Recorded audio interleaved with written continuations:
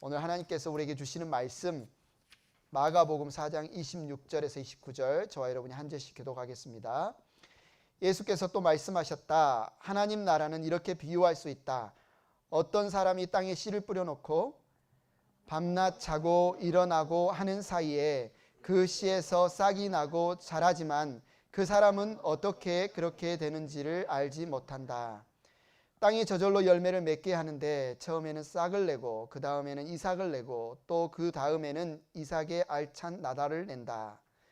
열매가 익으면 곧 낫을 댄다. 추수 때가 왔기 때문이다. 아멘. 네, 자리에 앉으시기 바랍니다.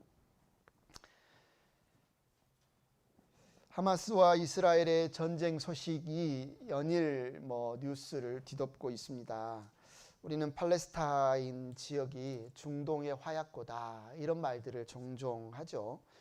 여러분이 이제 이쪽 역사에 관심 있으시면 들어보셨겠지만 이스라엘과 아랍권 가운데 4번의 큰 전쟁이 있었습니다. 그리고 이번이 아마 5번째 또 전쟁으로 번지지 않을까 그런 걱정들도 하고 있고요. 그 큰 전쟁뿐만 아니라 4번의 큰 전쟁뿐만 아니라 이스라엘과 팔레스타인 서안지구나 가자지구 사이에 크고 작은 무력 충돌이 거의 매년, 그것도 한번 그런 무력 충돌이 일어나면 수백 명에서 수천 명에 이르는 그런 많은 사람들이 죽는 그런 일들이 일어나고 있습니다. 이번 하마스의 기습 공격으로 가자지구 접경에 있던 마을들의 1000여 명의 이스라엘 사람들이 학살을 당했고 그곳에서는 여러분이 아는 것처럼 어린아이들이 목이 잘린 어떤 시신들이 발견되기도 했다. 또 큰 콘서트장에서 수백 명이 학살을 당하고 그 중에 또 거의 200명이 넘는 사람들이 인질로 끌려갔다. 이를 통해서 또 이스라엘은 거의 시간 단위로 수많은 로켓 미사일을 가자지구에 발사를 하고 있고, 그로 인해서 팔레스타인인들 또한 수천 명, 어린아이, 여자, 민간인을 비롯한 수천 명이 오늘도 죽고 있습니다.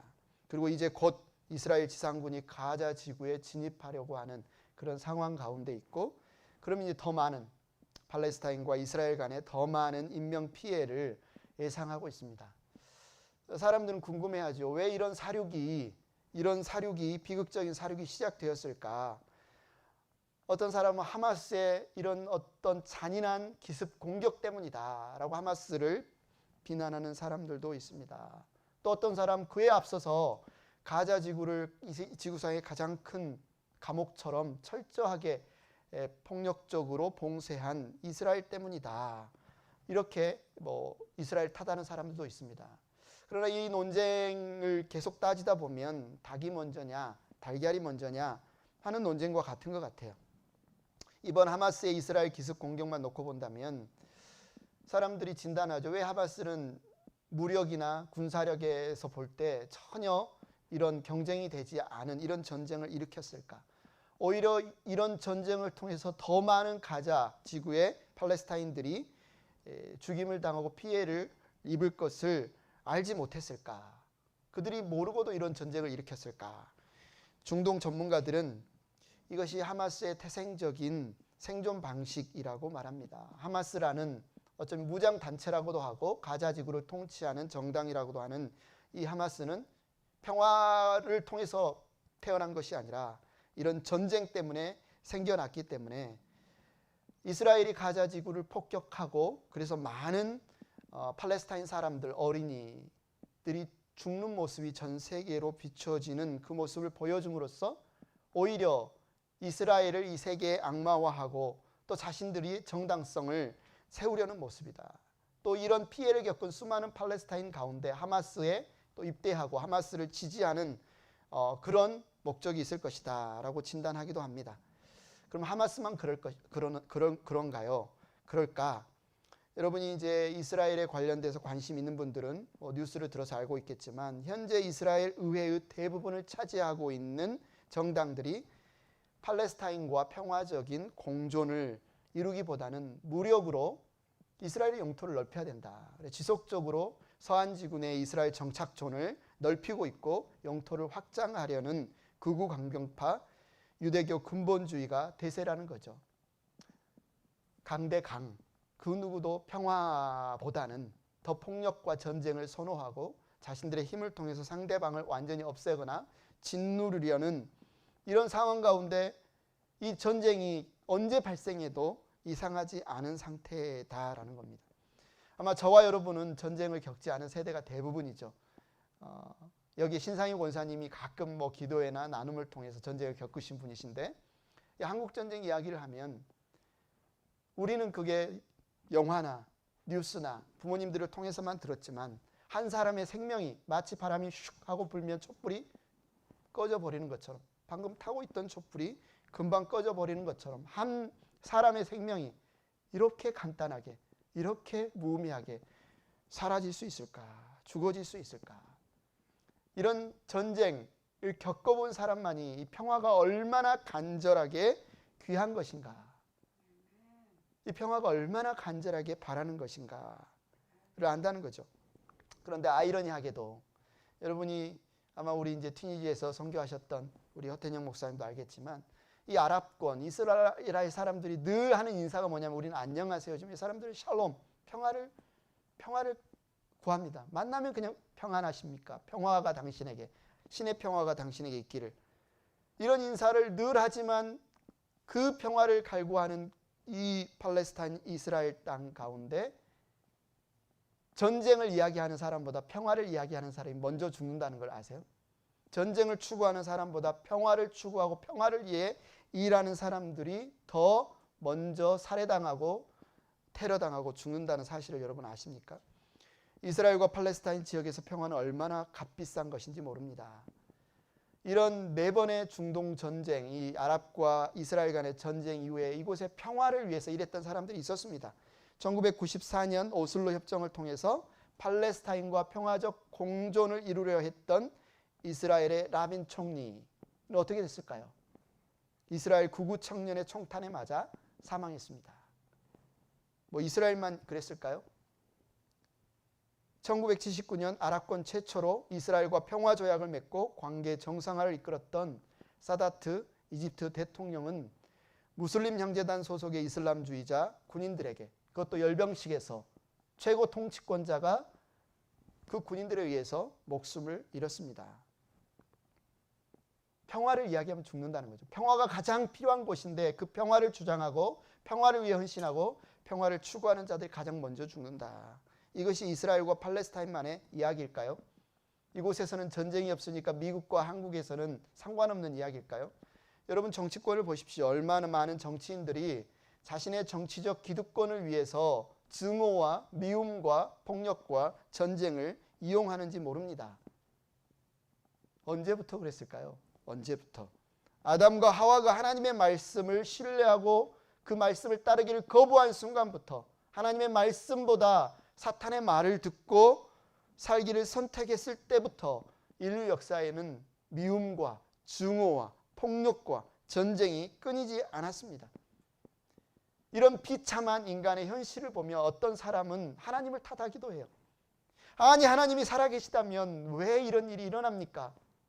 아니, 하나님이 선하시다면 왜 이렇게 많은 사람이 죽어가는데도 하나님은 나 몰라라 합니까? 왜 하나님은 침묵합니까?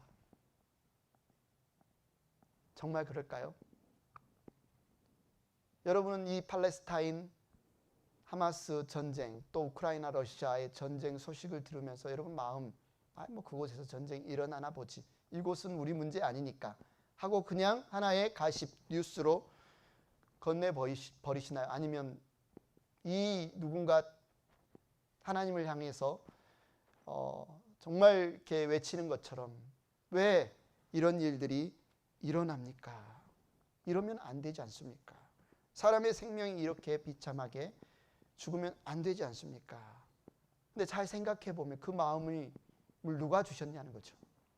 그 마음을 누가 주셨냐는 겁니다. 내 마음에서 스스로 일어난 마음입니까? 아니면 하나님이 여러분에게 심어주신 마음입니까? 하나님은 침묵하고 계시지 않습니다. 하나님은 우리 마음을 향해서 끊임없이 말씀하고 계십니다. 우리 마음 가운데 이런 안타까운 마음이 일어날 때 전쟁이 좀 사라졌으면 좋겠다. 사람들이 미워하지 않았으면 좋겠다. 그곳에 평화가 있었으면 좋겠다라는 이 마음을 누가 주셨느냐? 하나님이 주셨다는 거예요. 하나님이 주신 마음이라는 거예요. 하나님은 침묵하지 않고 그 마음들을 향해서 말씀하고 계시다는 거예요.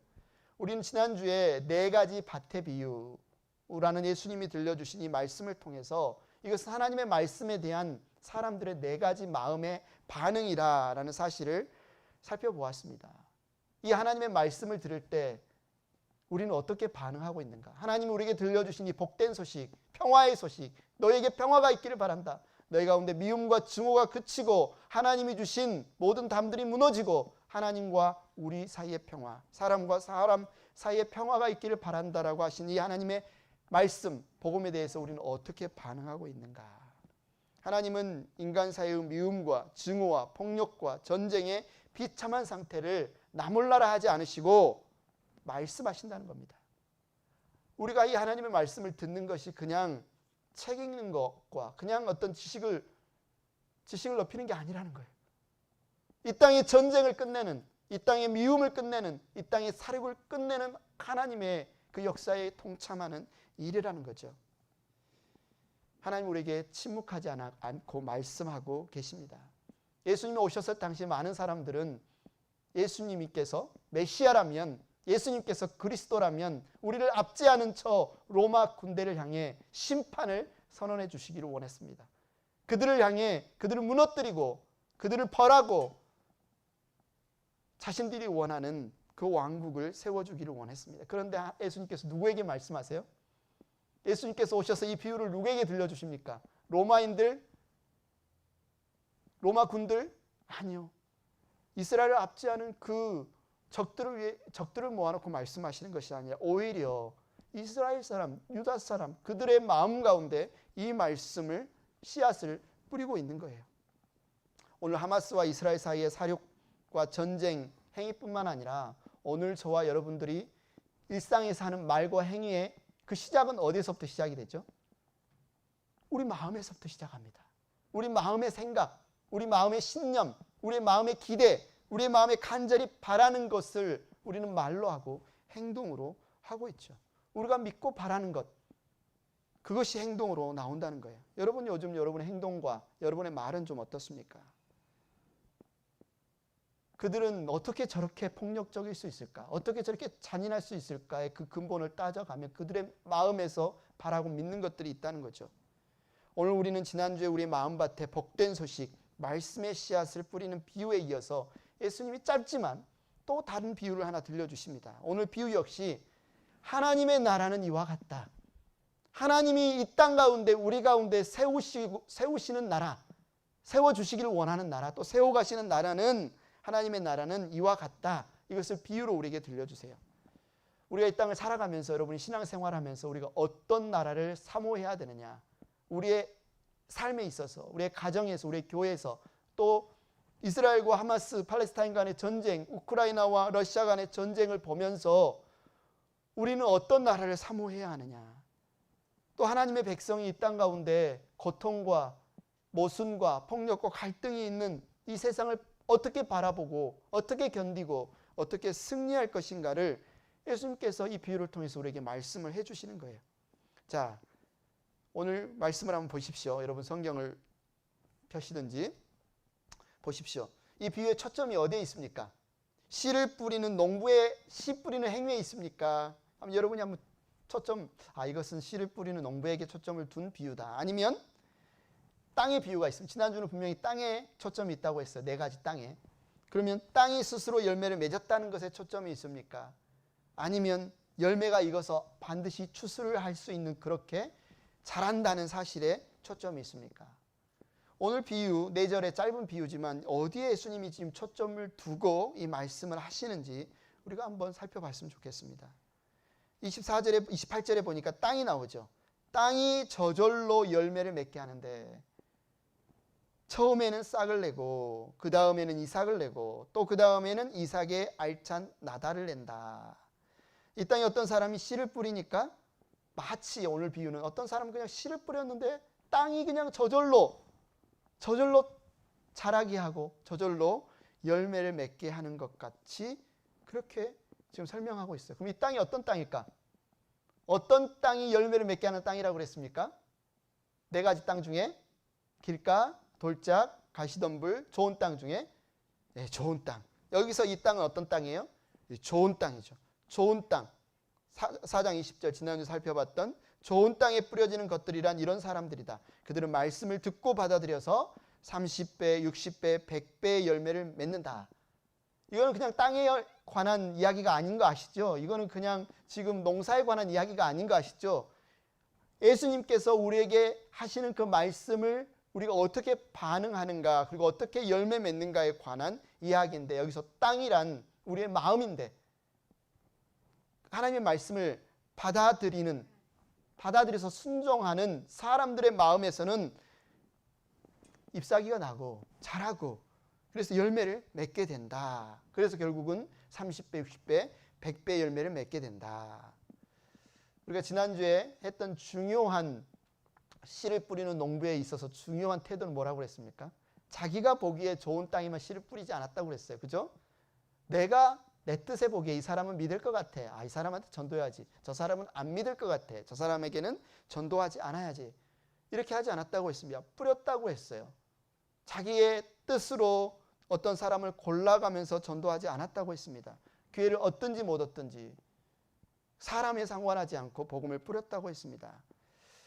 그런데 지난주에서도 씨를 뿌리는 사람의 어떤 농부의 수고, 농사 기법, 그의 어떤 노력, 이런 것들이 이 비유에 설명되지 않았어요. 그런데 오늘 비유에도 마찬가지로 주님은 비유에서 씨를 뿌리는 농부의 역할을 지난주보다 더 똑같이 생략하고 있어요. 보세요. 26절. 예수께서 또 말씀하셨다. 하나님 나라는 이렇게 비유할 수 있다. 어떤 사람이 땅에 씨를 뿌려놓고. 그런데 사실 여러분, 농사에 대해서 조금이라도 아시는 분, 아니면 텃밭, 저처럼 텃밭을 갖고 보시는 분이 있다면 정말 씨만 이렇게 뿌려놓으면 땅이 알아서 막 이렇게 자라게 해서 풍성하게 우리 열매를 거둘 수 있을까요? 아니죠. 씨 뿌리는 시기가 중요하고요. 먼저 땅을 이렇게 잘 이렇게 산소, 공기가 들어가도록 땅을 잘 기경해야 되고요. 또 때에 맞게 물을 줘야 되고요. 잡초는 뽑아줘야 되고요. 올여름처럼 100도가 넘는 고열에 너무너무 있을 때는 위에 차광막도 쳐줘야 되고요. 당연히 농부가 지금 씨만 뿌려놓고 알아서 자라라 하고 아무 일도 하지 않았을까요?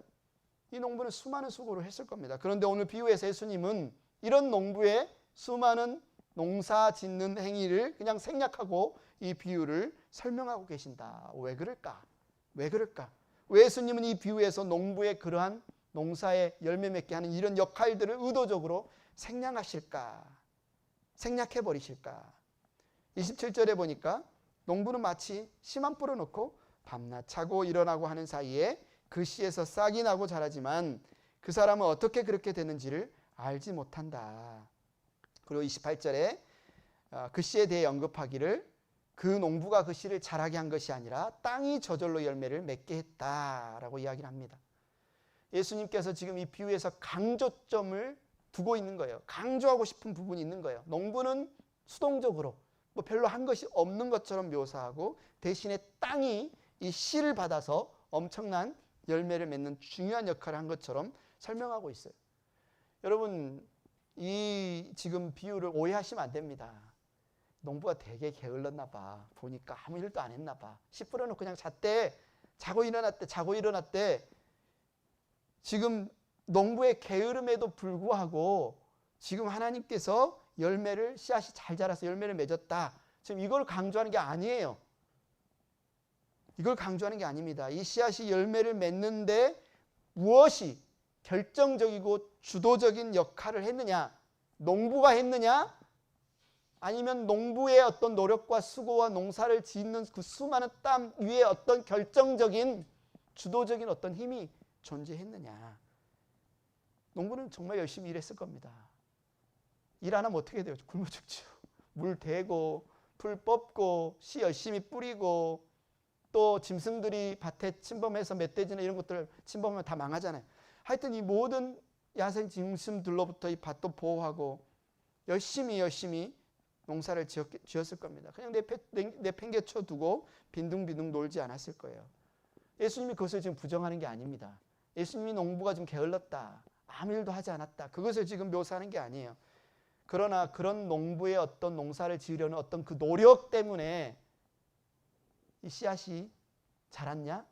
이 씨앗이 잎사귀를 냈냐? 이 씨앗이 열매를 맺었냐? 그것은 아니다. 예수님은 분명히 이 사실을 우리에게 말씀을 해주고 있는 거예요. 농부의 이런 어떤 농사를 짓는 행위를 무시하거나 무가치한 것으로 여기는 것이 아니라, 농부가 씨를 뿌리고 물도 주고 잡초도 했는데, 그러나 이런 수고와 이런 노력과 이러한 땀이, 이 땅이 만약에 이 씨앗을 자라게 하지 않았다면, 이 땅이 이 씨앗으로 열매 맺게 하지 않았다면 이 농부의 이런 수고가 헛수고가 된다.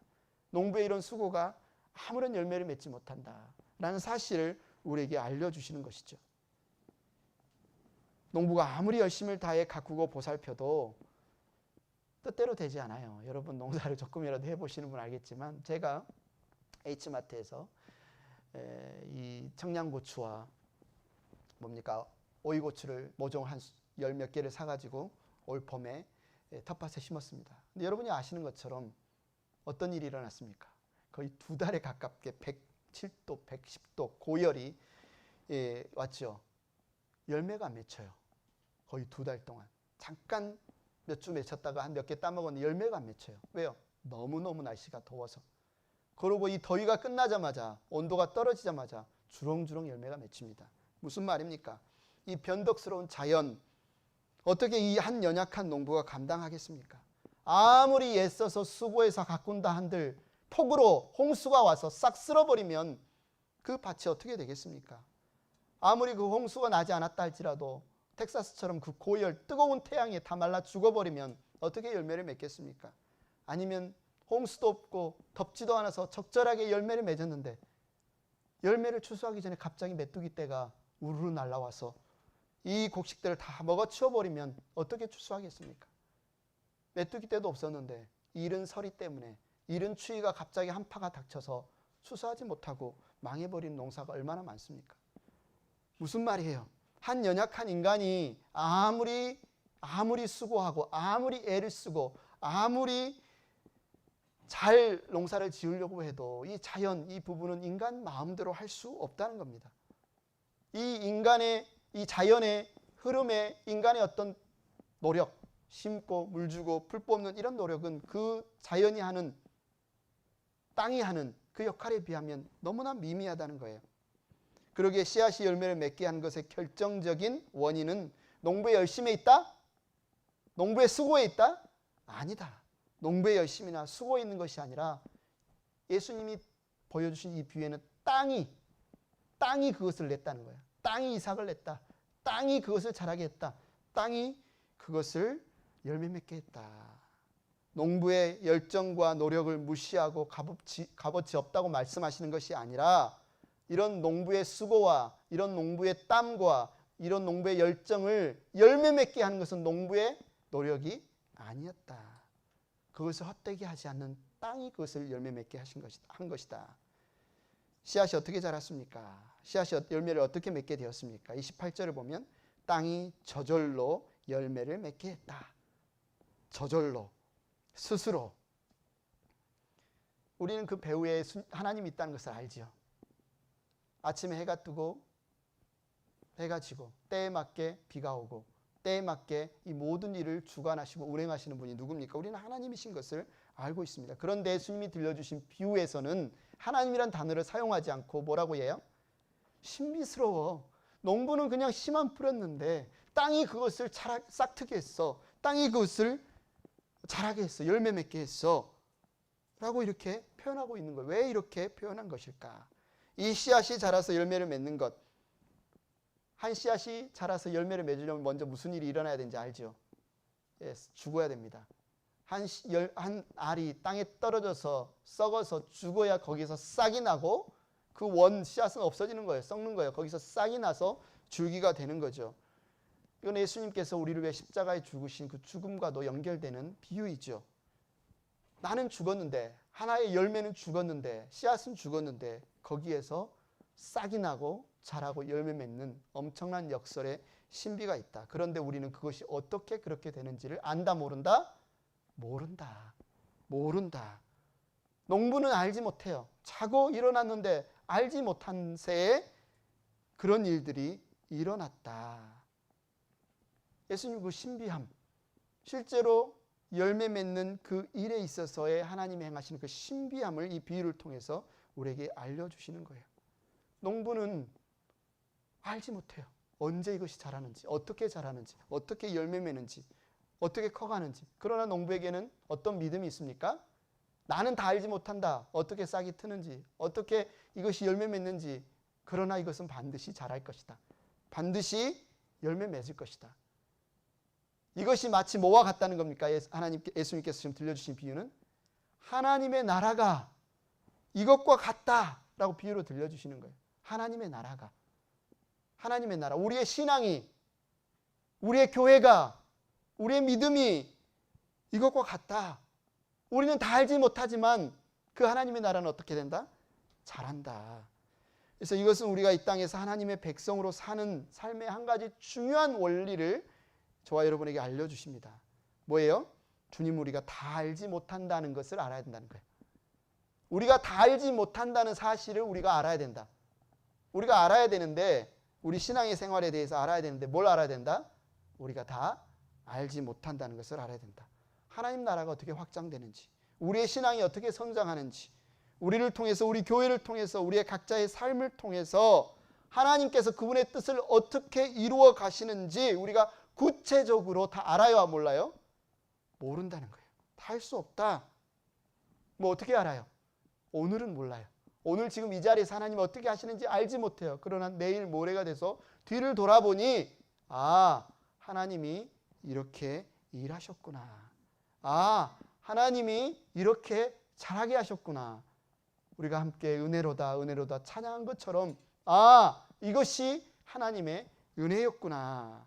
이걸 확인할 뿐이지 우리는 당장 내일 어떻게 하나님이 일하실지 다 알지 못한다는 거예요. 우리는 당장 지금 이 자리에서 어떻게 하나님이 일하고 계신지 구체적으로 다 알지 못한다는 거예요. 하나님의 나라가 어떻게 움직여가는지, 어떤 모습으로 드러나는지, 어떻게 역사하는지 우리는 다 알지 못한다. 우리의 각자의 인생이 앞으로 어떻게 전개될지 얼마나 많은 사람이 미래를 알고 싶어 합니까? 안 믿는 사람들이 점을 치고 이렇게 점쟁이를 찾아가고 미래를 예언하는 어떤 그런 것들을 듣고 싶어하고, 그런데 은근히 그리스도인들 가운데서도, 신자들 우리들 가운데서도 그런 마음이 있다는, 알면 내가 더 믿겠는데, 더 확신하고 평안을 누리겠는데. 그런데 이 비유를 통해서 예수님이 우리에게 들려주시는 것은 너희는 알지 못한다는 겁니다. 우리는 다 알지 못한다는 거예요. 미래를, 우리의 각자의 인생이 앞으로 어떻게 전개될지, 어떻게 하나님의 은혜가 우리를 지금 감싸 안고 있는지, 우리를 어떻게 빚어가고 계시는지, 어떤 현장에서 어떤 방식으로 우리를 일으키시고 우리를 연단하고 우리를 성장시키실 것인지 우리는 다 알지 못한다. 27절 한번 다시 보세요. 우리에게 보이는 것은 밤낮 차고 일어나고 하는 사이에 그 씨에서 싹이 나고 자라지만 그 사람은 어떻게 그렇게 되는지를 알지 못한다. 이 농부에 대해서 지금 이 비유에서 핵심은 이 농부는 알지 못한다. 우리는 이 세상에 대해서, 이 세상을 향한 하나님의 일하심에 대해서, 우리 각자를 향한 하나님의 섭리와 계획하심에 대해서 다 알지 못하면 인정해야 돼요. 왜 중동, 팔레스타인, 이스라엘 지역 가운데 이런 어떤 분쟁이 있습니까? 누가 옳습니까? 어떻게 해결돼야 됩니까? 우리는 다 알지 못할 수도 있어요. 수많은 모순과 수많은 갈등으로 가득 찬 이 세상 가운데 하나님의 섭리, 하나님이 살아계시다면 왜 이런 일이 일어납니까? 라는 질문을 다 알지 못할 수도 있어요. 하나님이 지금 어떻게 일하고 계십니까? 하나님이 지금 어떻게 섭리하고 계십니까? 여기에 대해서 나는 안다라고 답을 이야기하는 사람들이 얼마나 공허한 이야기가 되겠습니까? 우리가 아무리 신학을 연구하고 우리가 아무리 역사를 연구하고 심지어 이 성경을 달달 외운다 할지라도 우리는 우리 인생 가운데, 우리 역사 가운데, 이 세계 가운데 하나님이 일하시는 섭리와 역사를 다 구체적으로 알 수는 없다. 다 볼 수는 없다. 다 할 수는 없다.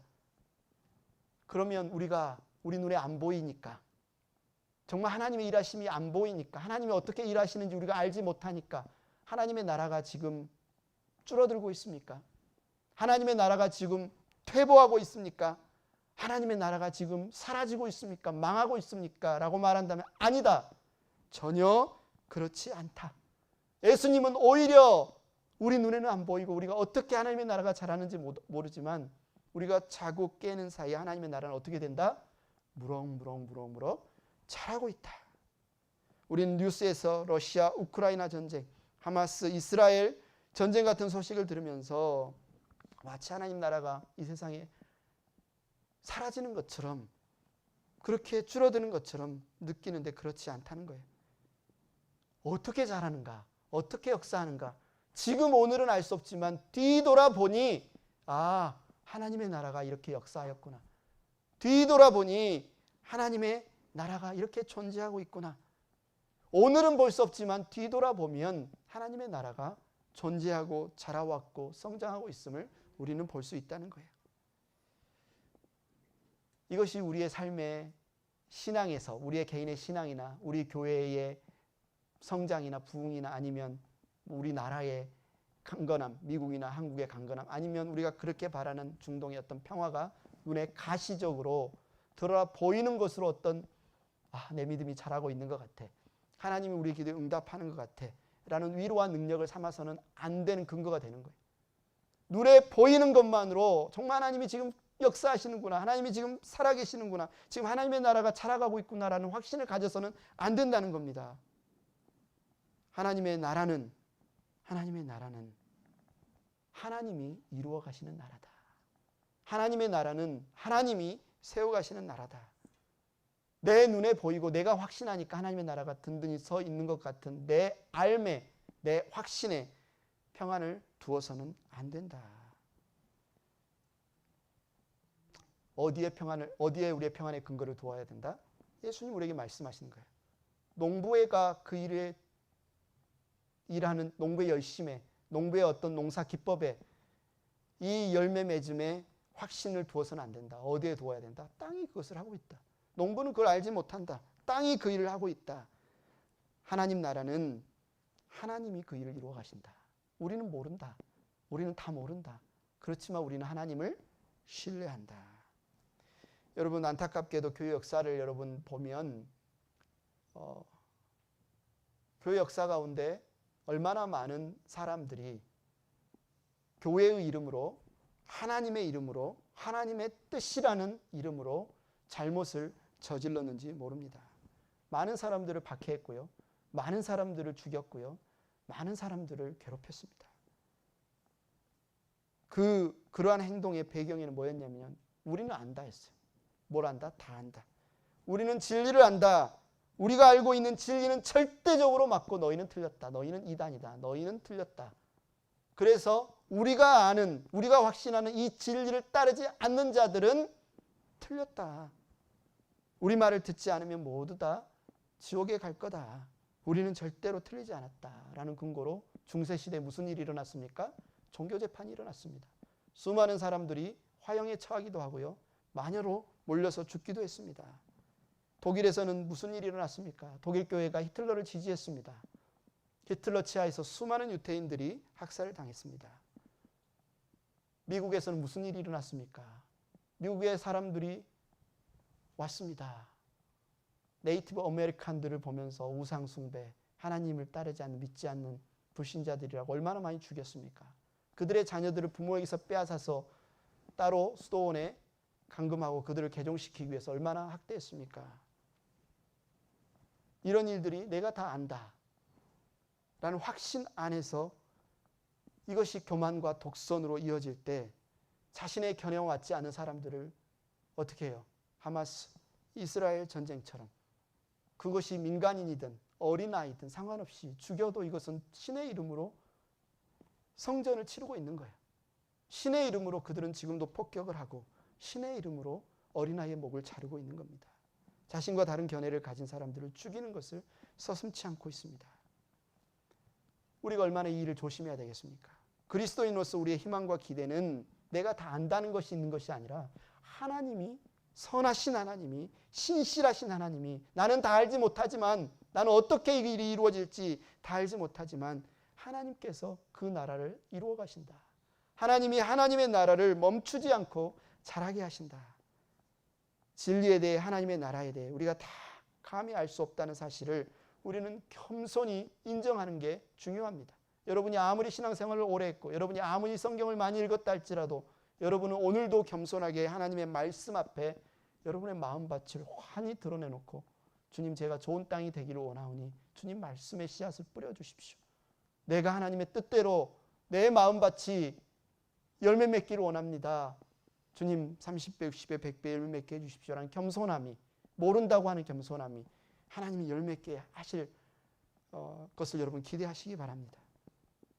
세 번째, 하나님 나라의 성장에 대해서 우리가 다 알지 못한다는 사실은, 그래서 우리는 무엇을 사모해야 돼요? 무엇을 기다려야 돼요? 우리에겐 기다림이 필요해요. 우리를 지금 알지 못한다는 것은 주님이, 성령께서 하나님 그분의 온전하신 나라를 우리에게 더 선명하고 더 분명하고 더 확실하게 보여주실 그 때를, 그 날을 기다려야 된다. 그래서 그리스도인의 삶에 있어서 인내는, 기다림은 너무너무 중요한 겁니다. 왜냐하면 우리는 아직 다 모르기 때문에. 심지어 사도 바울마저도 그렇게 하나님께서, 예수님께서 직접 나타나셔서 복음이 무엇인지, 하나님 나라가 무엇인지, 심지어 사도 바울은 무엇까지 경험했습니까? 하늘을 환상 중에 방문하는 그런 경험까지 했던 사람도 나는 아직 모른다. 내가 희미하게 하나님을 본다. 하나님 나라를 본다. 그러나 마침내 선명하게 하나님의 나라를 보게 될 때 그날을 나는 사모한다. 바울은 그렇게 기대하고 있습니다. 그런데 여러분과 제가 다 안다? 더 이상 나는 다 알기 때문에, 나는 확실하기 때문에 더 이상 뭘 더 알아갈 게 없다라고 한다면 얼마나 이것이 교만하고 어리석은 태도이겠습니까? 우리는 어떻게 기다려요? 어떻게 하나님 나라의 완성, 완전하게 자란, 완전하게 성취된 하나님의 나라를 우리는 어떻게 기다려요? 넉넉고 그냥 빈둥빈둥 그렇게 기다려요? 오늘 농부는 어떻게 기다리고 있습니까? 26절, 27절에 보니까 어떤 사람이 땅에 씨를 뿌려놓고 밤낮 자고 일어나고 하는 사이에 그 씨에서 싹이 자라지만, 이것만 보면 이 사람은 그냥 뭐 했어요? 일상을 살았어요. 낮이 되면 아침이 되면 일어났고요. 낮이 되면 일했고요. 저녁이 되면 잤습니다. 한마디로 우리가 하나님의 나라를 기다리는 것은 우리의 일상을 성실하게 살아가는 반복을 통해서 하나님의 나라를 완성되기를 기다린다는 거예요. 어떤 사람들은 이렇게 생각합니다. 이 세상 일은 다 세속적인 일이야. 하나님 나라를 구해야지. 먼저 그의 나라를 구해야지. 내가 하는 일, 이거 세속적인 돈 버리려고 하는 일 아니야. 내가 이거 뭐 지금 하는 일 그만두고 내가 지금 수도원이라도 들어가서 이 세상을 벗어나서 간절히 하나님의 나라를 구해야 되는 거 아니야 라고 생각하겠지만, 예수님이 들려주시는 이 비유는 밤에 자고 낮에 깨는 일상의 반복을 통해서 우리는 하나님의 나라를 기다려야 된다 라고 예수님은 지금 비유를 통해 보여주시는 거예요. 여러분이 살아가는 하루하루에 여러분의 일들은 무의미한 것이 아니라는 겁니다. 여러분이 밥을 먹고 아침에 깨고, 여러분이 운동을 하고, 여러분이 일을 하고, 여러분이 사람을 만나고 하는 그 모든 여러분의 삶의 행위들은 하나님 나라를 기다리는 행위가 될 수 있다는 거예요. 중요한 신앙적 행위가 될 수 있다는 거예요. 여러분이 어떤 신비한 영적 체험을 통해서 막 뒤집어지고 뜨거운 불을 받고 이런 것들을 통해서만 하나님의 나라를 기다리고 경험하는 것이 아니라, 여러분의 삶의 모든 아내와 사소하게 다퉜던 일, 심지어 누구 때문에 속상했던 일, 그 모든 일들을 통해서도 그것이 무의미한 일이 아니고, 여러분이 인생에서 심심하고 지겹고 반복하는 그냥 일상의 무의미한 반복이 아니고, 밤에 자고 낮에 깨는 이 일들을 통해서 여러분은 하나님의 나라를 경험할 수 있고 하나님의 나라가 자라가는 것에 동참할 수 있다. 그런 재료가 될 수 있다. 그래서 그것을 여러분은 소중하게 여겨야 된다라고 이야기를 하고 있습니다. 사도 바울은 예수님의 이 비유를 고린도 교회 사역에 이렇게 적용을 하고 있어요. 고린도전 3장 5절 9절 한 목소리로 한번 읽어보겠습니다. 시작. 그렇다면 아볼로는 무엇이고 바울은 무엇입니까? 아볼로와 나는 여러분을 믿게 한 일꾼들이며 주님께서 우리에게 각각 맡겨주신 대로 일하였을 뿐입니다.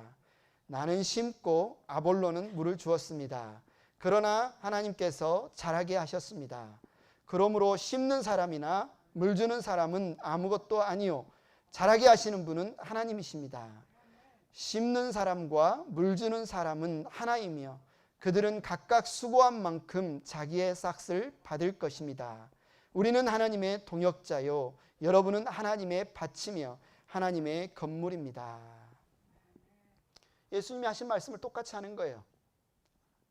바울이 심었고 아볼로가 물 준 행위는 이 고린도 교회가 자라게 하는데 어떤 중요한 역할을 했다는 게 아니에요. 이 농부가 씨를 뿌린 그 행위, 농부가 물을 주고 잡초를 뽑고 관리한 그 일은 이 씨앗이 발아에서 싹이 나고 자라서 열매 맺게 하는 것은 땅이 한 것이지 농부가 한 것이 아니다라는 사실을 바울은 지금 고린도 교회 사역을 통해서 나는 심었고 아볼로는 물을 주었지만 그 일 때문에 이 교회가 성장한 게 아니라 누가 하셨다? 자라게 하시는 분은 하나님이시다. 하나님이 친히 그분의 나라, 그분의 교회의 주인이 되셔서 직접 그분의 나라를 성장시키신다. 자라게 하신다. 다만 바울과 아볼로, 저나 여러분은 어떤 역할이다? 그 하나님의 나라에 동참하는 동역자일 뿐이다. 그럼 우리가 어떻게 해야 되냐? 우리가 어떤 태도로 우리의 신앙생활을 하고 우리가 어떤 태도로 이 교회 사역을 하고 우리가 어떤 태도로 이 땅 가운데 임하는 하나님의 나라를 성장시키기 위해서 우리가 어떤 태도로 일을 해야 되냐? 다 알 수는 없다. 언제 어떻게 하나님의 나라가, 언제 어떻게 교회가, 언제 어떻게 내 믿음이 온전해지는지 우리는 다 알 수는 없다. 그러나 나의 삶의 자리에서 하나님이 맡기신 일에 충실하게 감당하면 된다. 근데 이게 신비다. 내가 모르는데 내가 잘 이해할 수 없는데 내가 잘 깨닫지 못하는데도 하나님의 나라는 어떻게 된다? 잘한다. 나는 이게 내 신앙이 어떻게 되는지 모르는데 그냥 기도하고 성경 읽고 열심히 하나님 말씀에 순종했는데 하나님의 나라가 언제 모르게 내 안에서 우리 교회 안에서 이 땅에서 자라고 있었다. 우리의 실수는 뭐예요? 우리의 실수를 내가 다 알려고 하는 거예요. 내가 알아야 하나님의 나라가 자란다고 생각해. 내 눈에 보여야 하나님의 나라가 성장하고 있다고 생각하는 거. 내 판단, 내 인식, 내 눈으로 보이는 것이 만큼 내가 열심히 한 만큼 교회가 성장한다. 내가 열심히 한 만큼 내 신앙이 성장한다. 내가 열심히 한 만큼 이제 기대를 하게 되는 거죠. 그래서 마치 내가 열심히 한 만큼 내 신앙이 자라지 않으면, 내가 열심히 한 만큼 교회가 성장하지 않으면 뭐예요? 낙심합니다. 조급합니다. 왜 자라지 않을까? 왜 열매가 없을까? 실망합니다. 내가 이렇게 신경을 썼는데, 내가 교회를 위해서 열심히 이렇게 기도했는데, 내가 형제자매들이 이렇게 음식을 가져다 주고 열심히 그들을 나오라고 격려했는데 왜 성장하지 않을까? 왜 내 눈에 보이지 않을까? 낙심합니다. 그러나 오늘 예수님은 뭐예요? 너희의 수고 때문에 교회가 자라는 게 아니야. 너희의 헌신 때문에 교회가 성장하는 게 아니야. 너희는 그냥 그 하나님의 위대한 사역에 기쁘게 동참하게 하는 것이야. 그러나 너의 신앙이, 이 교회가, 하나님의 나라가 자라게 하시는 것은 누구에게 달려있다? 하나님께 달려있다는 겁니다. 그분은 하나님의 일이라는 거예요. 우리의 일이 아니라는 겁니다. 여러분이 분명히 알아야 될 것은 여러분이 행복한 교회 공동체를 돌아보고 섬기고 사랑하고 한 명 한 명을 위해 기도하는 것은 너무너무 중요합니다. 그러나 여러분이 한 만큼 뭐가 나와야 된다라고 여러분 그렇게 공식에 집어넣지 마십시오. 그건 하나님의 소관입니다. 하나님께 달려있는 겁니다. 결과물이 보이지 않는다고 낙심하지 마십시오. 다만 우리는 우리에게 주신 은사대로, 우리에게 부어주신 마음대로 우리는 순종하는 겁니다. 잘하느냐 잘하지 않느냐, 성장하느냐 성장하지 않느냐는 하나님의 영역이다. 하나님의 영역이다. 또한 우리가 하나님 나라에 참여하면서 저지르는 실수 중에 하나는 하나님이 내가 원하는 방식으로 역사하실 것이다. 내가 딱 보니 저 사람은 믿을 것 같아 하는 사람은 믿어야 되고, 내가 딱 보니 저 사람은 안 믿을 것 같아 하는 사람은 안 믿는 내 상식에 맞게 하나님이 일하셔야 된다라는 편견에 우리가 사로잡혀 있는 거예요. 우리가 열심히 이렇게 사역해갖고 이렇게 하면 이런 결과가 나올까? 이런 인풋을 넣으면 이런 아웃풋이 나올 거야라는 우리의 공식, 우리의 인식, 우리의 방식에 너무너무 사로잡혀 있는데 여러분의 신앙생활을 한번 돌아보십시오. 그리고 교회 역사를 돌아보십시오. 하나님은 우리의 방식대로, 우리의 공식대로 역사하지 않습니다.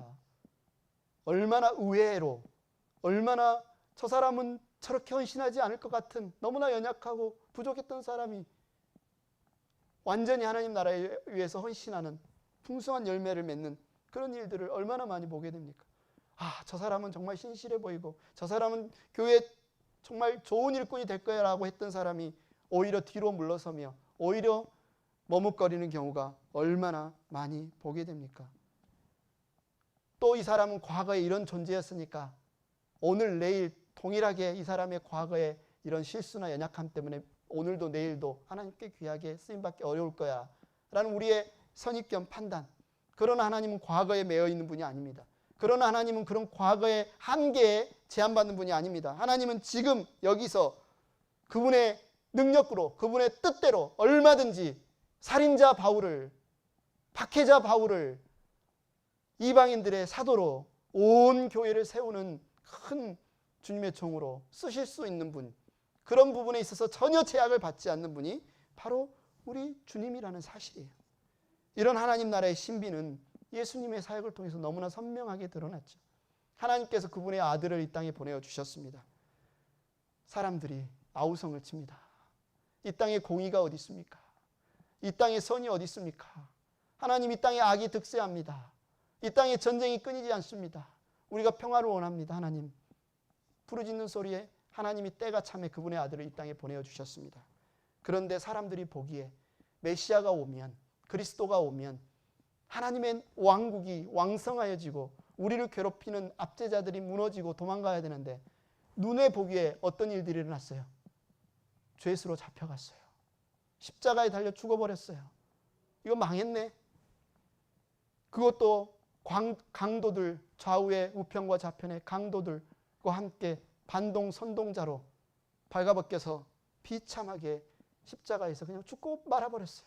그를 따르던 그 신실한 제자들은 다 도망갔어요. 어떤 제자는 은30에 스승을 팔아버렸어요. 어떤 제자들은 내가 목숨을 잃어도 당신을 부인하지 않겠다고 한 그 제자는 새벽닭이 울기 전에 3번이나 예수님을 저주하면서 부인했어요. 그리고 그렇게 예수님이 고침을 받고 오병이어의 기적을 경험하고 그분의 사랑을 받았던 사람들이 이제는 그를 죽이라고 십자가에 못 박으라고 아우성치는 그 현장에서 예수님은 그냥 죽고 말았어요. 망하지 않았습니까? 다 끝나지 않았습니까? 그냥 끝이 아닙니까? 세상 사람들의 눈에 보기에는 예수님을 따라다녔던 제자들의 경험과 인식에서는 아무런 희망이 없는 이때 예수님의 그 말씀이 다 이제는 헛수고가 되어버린 그때, 것 같은 그때 정말 하나님의 나라가 이 땅에 임한 것일까? 정말 하나님께서 약속하신 그 나라가 완성이 될까? 모두가 고개를 돌릴 수밖에 없고 자포자기하고 포기할 수밖에 없는 그때 하나님이 역사하십니다. 죽은 자들 가운데서 아들을 살리십니다. 교회를 세우십니다. 하나님의 나라를 확장하십니다. 교회를 박해하던 자를 들어서 목숨을 걸고 교회를 세우는 그 일에 사용하십니다. 이것이 하나님이 일하시는 방법이에요. 우리는 모르죠. 우리 눈에 보기에는 너무 우리가 연약해 보이고 우리 눈에 보기에는 정말 사람들이 변하지 않는 것 같아 보이고 우리가 드린 이 수고와 땀보다 하나님의 나라는 너무 미미한 것 같이 보인 이때에 그냥 우리는 씨 뿌려놓고 밤에 자고 낮에 깨는 것 같은 이때에 하나님은 왕성하게 일하신다는 거예요. 하나님은 그분의 나라를 이루어 가신다는 겁니다. 그래서 우리에게는 희망이 있는 겁니다. 지금 우리가 씨를 뿌리고 가꾸고 물을 주는 이 일이 우리가 형제자매를 돌아보고 그들이 간절히 좀 회복되기를 바라고 그들이 예수님을 믿고 돌아오기를 바라고 그래서 우리가 섬기는 우리 이런 수고의 끝에 이것이 그냥 허망하게 끝나는 것이 아니라 지금은 결과물이 없어 보일지라도 눈에 보이는 성과가 없어 보일지라도 우리 주님이 하나님이 그분의 나라를 이루어 가실 것이다. 우리 행복한 교회 공동체가 그래서 너무나 귀하다는 생각이 듭니다. 하나님께서 그분의 나라를 이루어 가실 것이기 때문에 여러분의 수고와 헌신, 노력, 정성이 아무것도 아닌 것처럼 아무 결과를 맺지 못하는 것처럼 보여도, 그래서 그냥 일상의 반복인 것처럼 보여도 하나님은 여러분의 그 마음을 씨앗을 뿌리셨고 그것을 자라게 하셨고 열매 맺게 하시는 분이심을 여러분 잊지 마시기 바랍니다. 이것이 하나님의 나라가 자라가는 방식입니다. 우리 행복한 교회 공동체, 하나님께서 신비한 방식으로 일하시는 좋은 땅 되기를 원합니다. 여러분에게 지금 주시는 그 마음, 하나님이 부어주시는 마음, 정말 하나님이 지금 심어주시는 그 말씀, 말씀이 싹을 트고 자라고 열매 맺어서 30배, 60배, 100배의 열매 맺기를 축원합니다. 찬양팀 나오시고요. 이 시간 우리가 우리의 마음을 담아서 이 찬양을 드리기를 원하는데, 다 같이 자리에서 일어나셔서 주님, 내가 정말 주님의 기쁨이 되기를 원합니다. 정말 내 마음밭에 뿌려진 가라지, 잡초, 가시덤불 하나님 다 제하여 주시고 제 땅이, 제 마음밭이 좋은 땅이 되어서, 새 마음이 되어서 정말 주님의 말씀대로 열매 맺는, 주님의 뜻이 행하여지는 그 마음밭이 되기를 원합니다. 함께 찬양하겠습니다.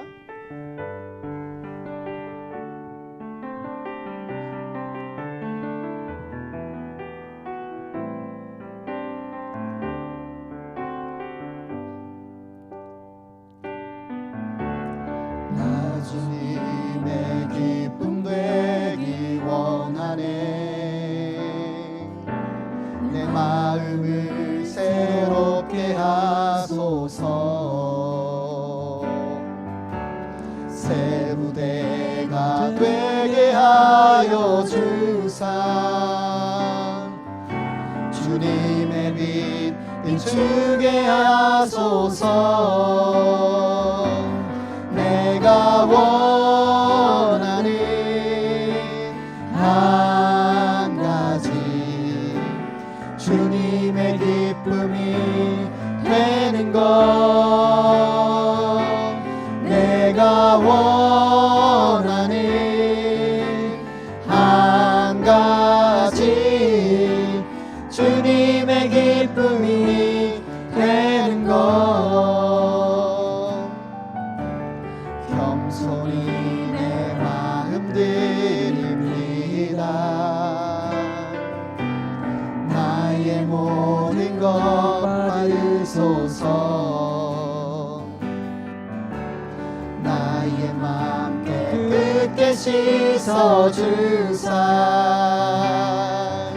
주의 길로 행하게 하소서. 내가 원하는 한 가지, 주님의 기쁨이 되는 것. 내가 원하는 한 가지, 주님의 기쁨이 되는 것. 내가 원하는 한 가지, 주님의 기쁨이 되는 것. 내가 원하는 한 가지,